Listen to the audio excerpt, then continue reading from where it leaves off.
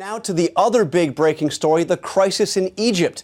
Both sides are calling for demonstrations later today after deadly clashes this weekend, and there is still confusion over who will be named prime minister in the new military-backed government. Egypt's ambassador to the U.S., Mohamed Tawfik, is standing by to join us next. But first, our dramatic interview with the spokesperson for the Muslim Brotherhood, Gahad El-Haddad. He is a wanted man in Cairo with a warrant out for his arrest, but he told ABC's Byron Pitts, even after the violent crackdown against the group by the military, he and his colleagues won't back down until President Mohamed Morsi is put back in charge. The military, they have insisted this was not a coup. Well, I don't understand what naivety can behold any person to see all the ingredients, political science-wise, of a coup and not see it's a coup. It's military junta on TV, tanks on the street, troops on protests, military people shooting civilians. I mean, it's every ingredient of a full police state. I mean, what else are people waiting for? The leadership of the Muslim Brotherhood has been calling for the return of President Morsi. It seems, as we sit here now, that's not going to happen. So what is Plan B? There's no Plan B. At the end of the day, we stick by our principles. It's we either return the president back to his rightful place, or they're just going to have to shoot us in the street. Why say something like that? Because I lived most of my life under an oppressive state of Mubarak. My father did the same under different regimes. My grandfather did the same. It's been too long and this country has been robbed for its freedoms. I'm not willing to let my son and my daughter inherit a state in that mess. I will stand in front of that tank even if it rolls on our dead bodies. A dead man can't enjoy democracy. Yeah, the ones he leaves behind can. Joining us now, Egypt's ambassador to the U.S., who was appointed by President Morsi, Mohamed Tawfik. Mr. Ambassador, thank you for joining us. You heard there from the spokesperson for the Muslim Brotherhood. They are willing to die for this. They say it is ridiculous to say that what has happened is not a coup. What is your response? What has happened is that the people of Egypt have decided that President Morsi did not act during his year in office as president for all Egyptians. 22 million Egyptians wrote petitions demanding early elections. My advice to the Muslim Brotherhood is they need to acknowledge the mistakes that they made, and they need to join the process. Let us look ahead to the future. There is room for everyone in Egypt, but there is no room for violence. There is no room for incitement to hatred and incitement to commit acts of violence. But you just heard what they are saying. They are not ready to compromise on this. They say that Morsi was elected, democratically elected, and he was forcibly removed by the military. And they are willing to die to undo that. Morsi was elected democratically, I agree. I supported him. I did my best to help him to succeed. Like millions of other Egyptians, I really wished he had acted like a president to all Egyptians. But then, in the last 2 months, you have had a massive reaction from the Egyptian people. Over 15 million people in the streets saying this cannot go on.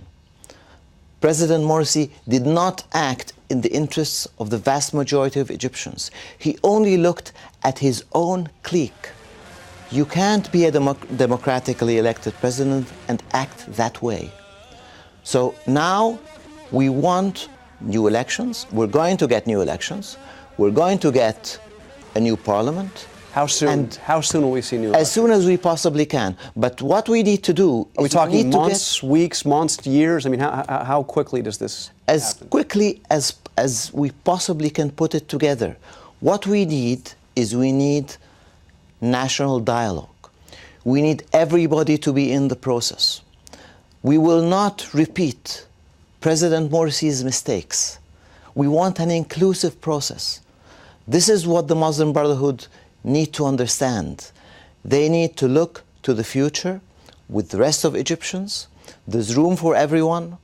We want a truly democratic, pluralistic society. What are you hearing from the Obama administration? Are they recognizing this new military-backed government?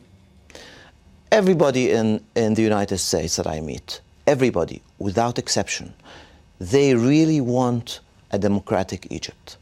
They feel it's good for Egypt, and it's good for the United States, and it's good for the world. And we agree. And this is what we're working towards achieving. We will succeed in the end because the people of Egypt have made a decision. They want full democracy. But I'm asking you, what is the Obama administration telling you? Because we heard from the administration that they were deeply concerned by what happened with this military ouster of Morsi. I think the main focus of all our discussions has been the future. The future means we want a democratic process, and we do not want violence. The message has to get across to the leaders of the Muslim Brotherhood. We do not need more violence in Egypt. Yesterday, 4 teenagers were thrown off the roof of their own house by Dr. Morsi's supporters. This cannot go on. But under U.S. law, our government cannot give aid to a country that has been, run by a military, after a military coup. Do you expect the $1.5 billion in aid from the U.S. to be cut off? Egypt has not undergone a military coup, and it is certainly not run by the military. Today there is an interim president in place. This is not a coup? Absolutely not.